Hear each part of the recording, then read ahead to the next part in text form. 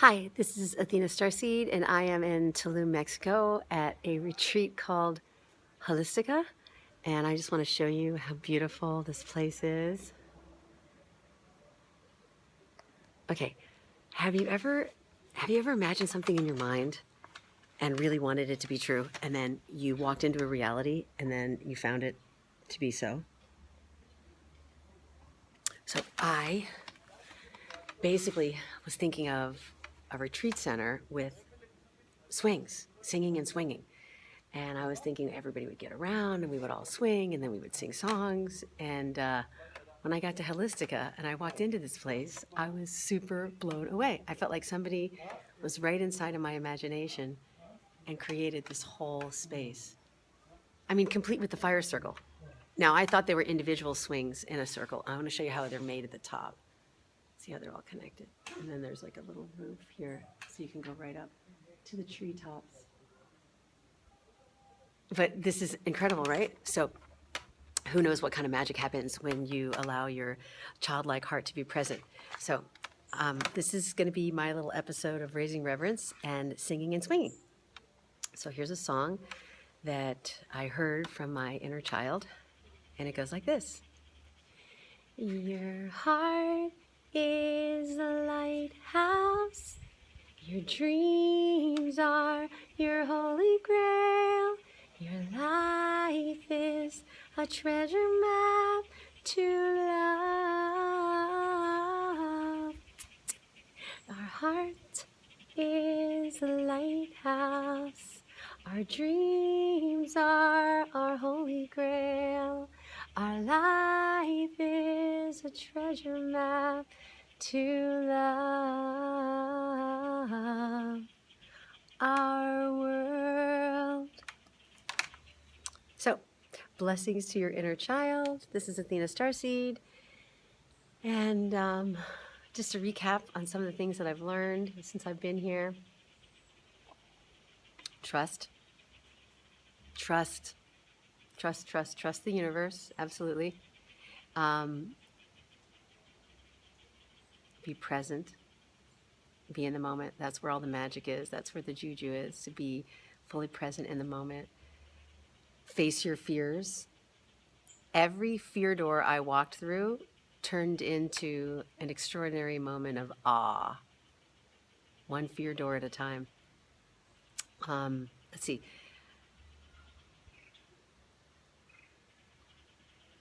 Be willing to be surprised.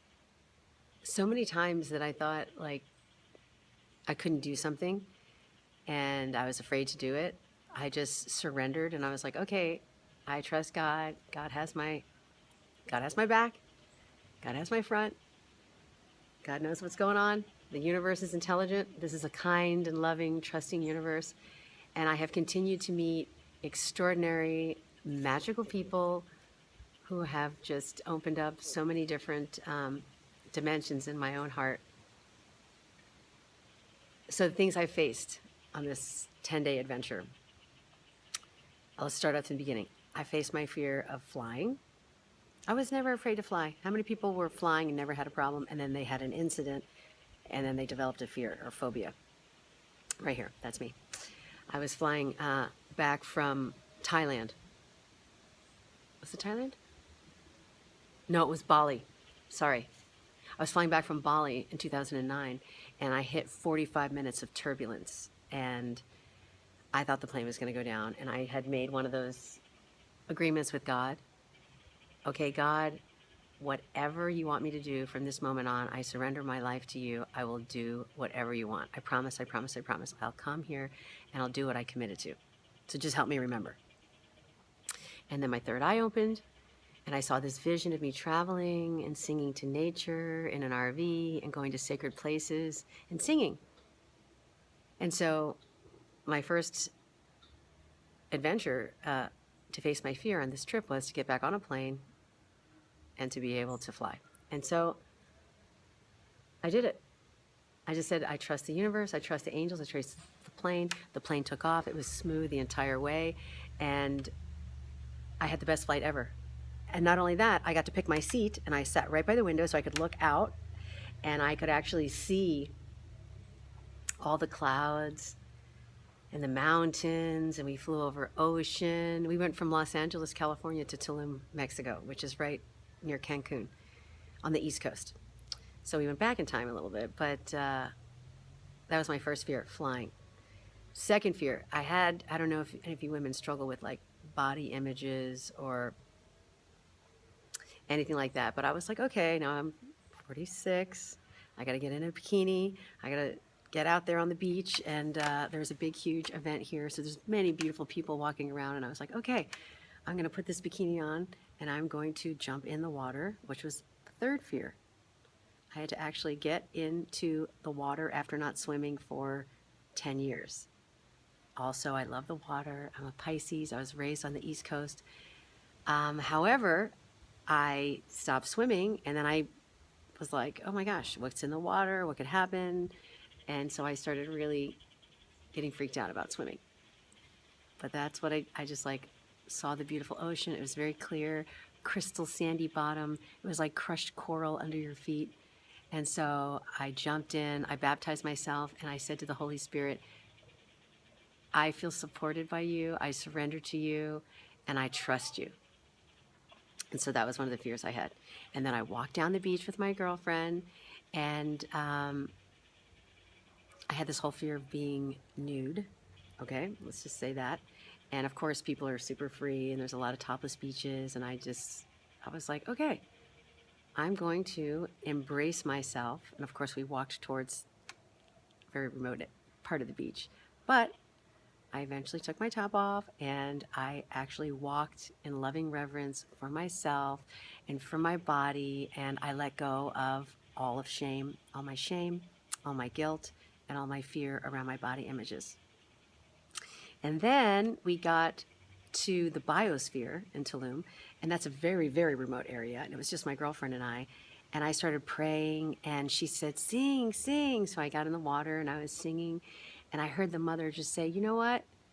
Be completely naked. Strip yourself of everything, everything, all your guilt, all your fear, all your shame, everything you're wearing. So I stripped down, and I jumped into the water completely nude in my little birthday suit, which I came into this dimension in, and I baptized myself again. And I felt like I could be free for the very first time. I felt like I was really free.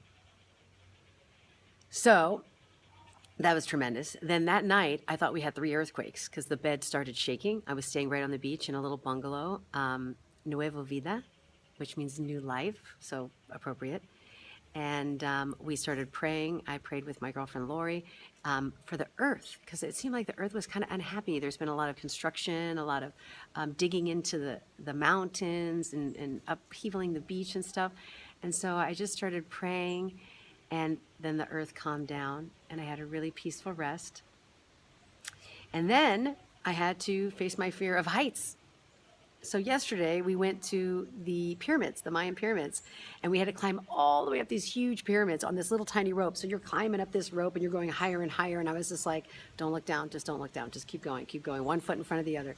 And I get all the way to the top, and I turn around and I look at this magnificent view. And I was like, wow, I would have never known how beautiful this was if I hadn't faced my fear of heights, and I have been, afraid to go over bridges. And I've just been really embracing the fact that I'm a soul in a body having this human experience, and that this experience is about experiencing my life, the fear, the love, the joy, the sadness, the laughter, the loss, the gain, the prosperity, the lack, the abundance. And I saw this beautiful mountain view, and I'm sorry, actually it was trees. They're like trees, but I felt like I was on a mountain. So it was like a mountain view, but I'm on the top of a pyramid, and I'm just looking over at this beautiful green jungle, and it just felt so peaceful. And then I had to go down. And that was another fear. Like, now I have to go down. So of course I start going down backwards. And right when I'm like, kind of like midway down, one of the people on our retreat trip is actually like, kind of like a hypnotherapist, but he reprograms the neurons in your brain. And he came right up to me and he goes, okay, are you afraid of heights? And I said, kind of. And so he just started like muscle testing my arm, you know, when you push your arm down, and then tapping me.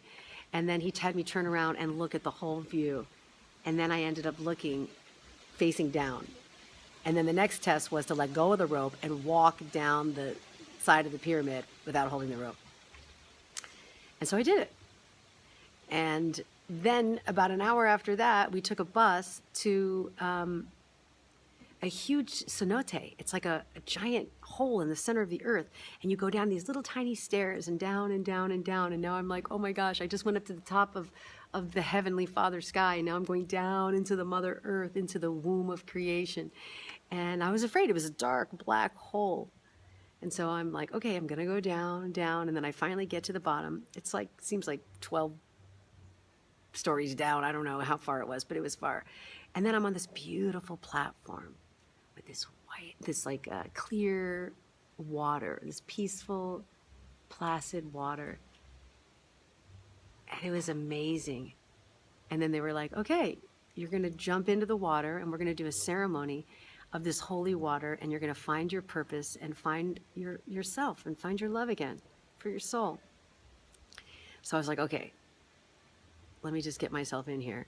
And before I could strip off most of my clothes, one guy jumps in and I'm like, okay, I'm going to be the first woman in. Boom, and I jump in. And the water hit my body and it felt like electricity and I felt alive. And I was like, all right, I'm swimming in the center of the earth in a big, dark hole. But I felt connected and I felt loved and I felt held. And I felt like I was supposed to be there, that there was this peace. And this whole trip happened actually very magically. And many things in your life are going to happen magically too when you continue to be present and you walk in the wonder of the moment. And I don't know how I was going to get here, who was going to sponsor my trip, or if I was even going to be able to get myself on a plane. And magically, I just did one little moment at a time and one step after another. And I submitted my presentation and they paid for my trip. My girlfriend sponsored my airfare with a trade so I could do some personal training. The lunch and the meals were included. And so I just had to say yes. So I guess the purpose of this Raising Reverence clip is about saying yes to the universe more. Trusting yourself as the universe, dancing with the universe, and knowing that your fears are just one side of the other side of awe. Complete and utter reverence for all that is.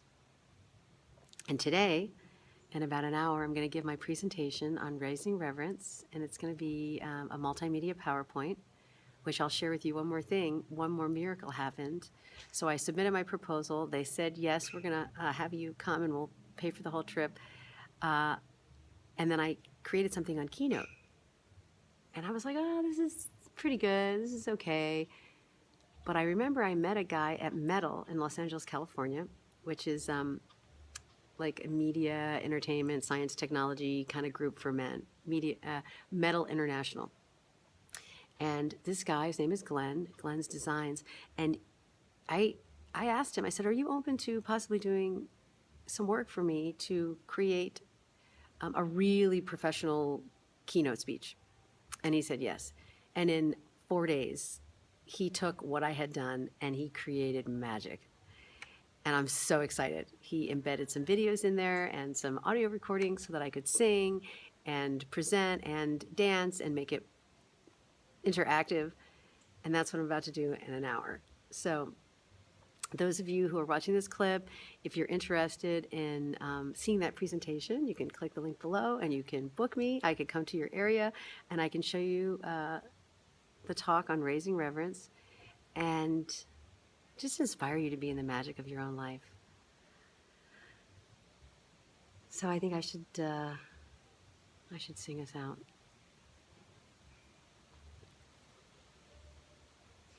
Your heart is a lighthouse. Your dreams are your holy grail.